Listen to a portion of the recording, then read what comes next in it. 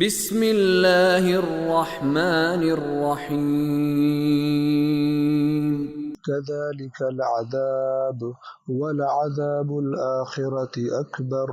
لو كانوا يعلمون صدق الله العلي العظيم۔ آیت نمبر 33 کا پہلا لفظ ہے کذالک۔ یہ کاف اور ذالکا سے مل کر بنا ہے۔ کاف کا معنی ہوتا ہے کسی چیز کو کسی دوسری چیز سے تشبیہ دینا، یعنی یہ کہنا کہ یہ ایسی ہی ہے جیسی کہ وہ۔ ذالکا اشارہ ہے، یعنی ایسا۔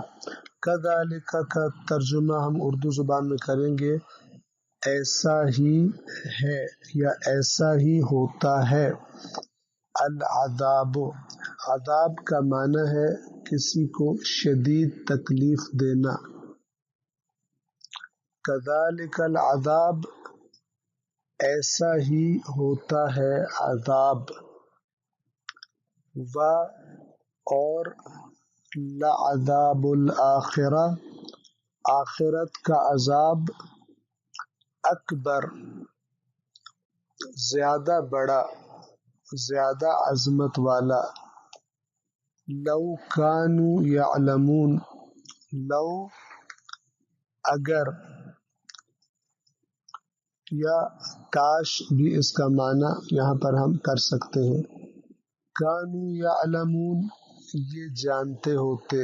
لو کانوا یعلمون یعنی اگر یہ، یا کاش یہ جانتے ہوتے اور انہیں علم ہوتا۔ آیت کے سادہ ترجمہ کی طرف توجہ فرمائیں گے۔ کذالک العذاب ولعذاب الآخرة اکبر لو کانوا یعلمون، عذاب ایسا ہی ہوتا ہے اور آخرت کا عذاب تو اس سے بھی بڑا ہے، کاش یہ لوگ جانتے ہوتے، انہیں علم ہوتا، انہیں معلوم ہوتا۔ یعنی قرآن مجید یہاں کہنا چاہتا ہے کہ جان لو کہ وہ لوگ کہ جو دنیا میں مگن ہو کر اللہ سے غافل ہو جاتے ہیں، ان سے اسی طرح ایک دن دنیا چھین لی جاتی ہے، یا زندگی کے دوران ہی ایسا کوئی حادثہ اللہ کی طرف سے پیش آ جاتا ہے، اور یا پھر موت کے وقت حتماً ان سے اس دنیا کو چھین لیا جاتا ہے۔ اور یہ چھیننا چونکہ انہیں دنیا سے بے حد لگاؤ ہوتا ہے، اسے چھوڑنا نہیں چاہتے، تو دنیا سے جدائی ان کے لیے شدید عذاب ہوتا ہے۔ اگر کسی مالدار کے پاس سے اس کا مال چھین لیا جائے تو یہ اس کے لیے شدید تکلیف کا باعث ہوتا ہے۔ لیکن یہ عذاب دنیا کا عذاب ہے۔ ہو سکتا ہے کوئی چیز چھن جائے دنیا میں لیکن انسان کو دوبارہ مل جائے، لیکن خدا فرماتا ہے وَلَعَذَابُ الْآخِرَةِ أَكْبَرُ، اگر یہ دنیا کا حادثہ تمہاری توبہ کا سبب بن جائے اور اللہ کی طرف تمہاری توجہ کا سبب بن جائے تو پھر تو بہت اچھا ہے۔ لیکن اگر اس کے باوجود بھی دنیا کے ان حادثوں کے باوجود بھی انسان آخر تک دنیا ہی کی چاہت میں لگا رہے اور دنیا ہی کے عشق میں زندگی گزار دے، تو پھر دنیا کے عذاب کے ساتھ ساتھ یا جو موت کے وقت اس کو تکلیف ہوگی دنیا سے جدا ہوتے ہوئے، اس کے بعد ایک مزید بڑا عذاب کہ جس کا اس دنیا کے عذاب سے موازنہ ہی نہیں کیا جا سکتا، کمپیریزن ہی نہیں کیا جا سکتا، وہ اس کے انتظار میں ہے۔ اور آخرت کا عذاب تو یقیناً اس سے بہت بڑھ کر ہوگا۔ کاش اللہ کے قانون کی خلاف ورزیاں کرنے والے اس بات کا علم رکھتے ہوتے۔ اور یہاں علم رکھنے سے مراد یہ ہے کہ عام طور پر علم ہوتا ہے، یہ معلومات اللہ نے اپنے انبیاء کے ذریعے اور آسمانی کتابوں کے ذریعے انسانوں کو بتا دی ہیں، واضح کر دی ہیں، لیکن اس کے باوجود جب انسان اپنے علم کے مطابق عمل نہ کرے تو وہاں بھی قرآن مجید یہ تعبیر استعمال کرتا ہے، یعنی علم ہونے کے باوجود جب عمل نہیں ہو رہا تو گویا اس کو علم ہی نہیں ہے۔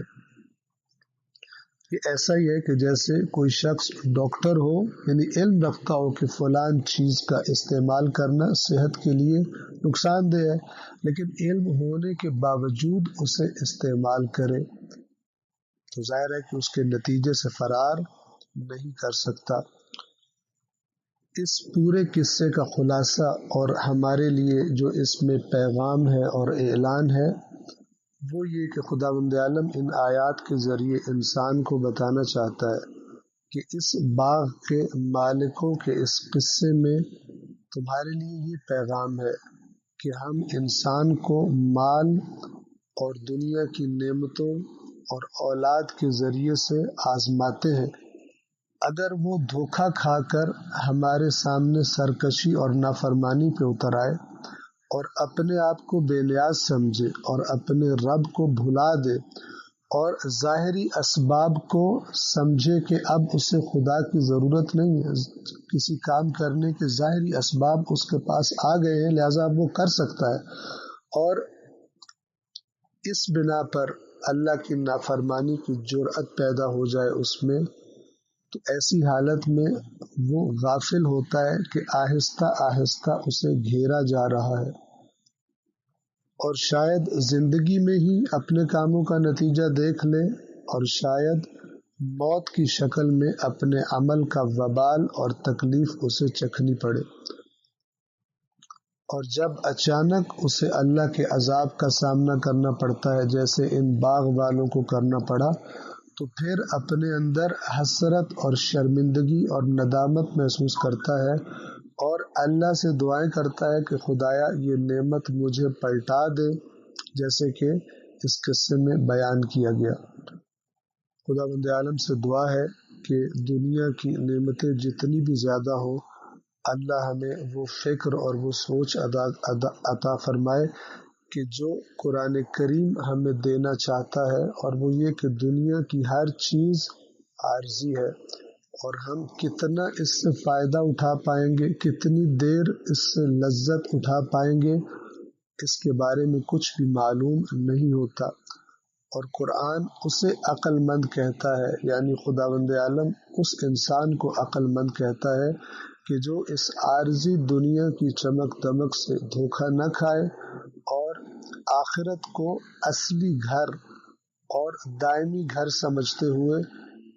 دنیا کمانے کی خاطر اپنی آخرت کو قربان نہ کرے۔ السلام علیکم ورحمۃ اللہ وبرکاتہ۔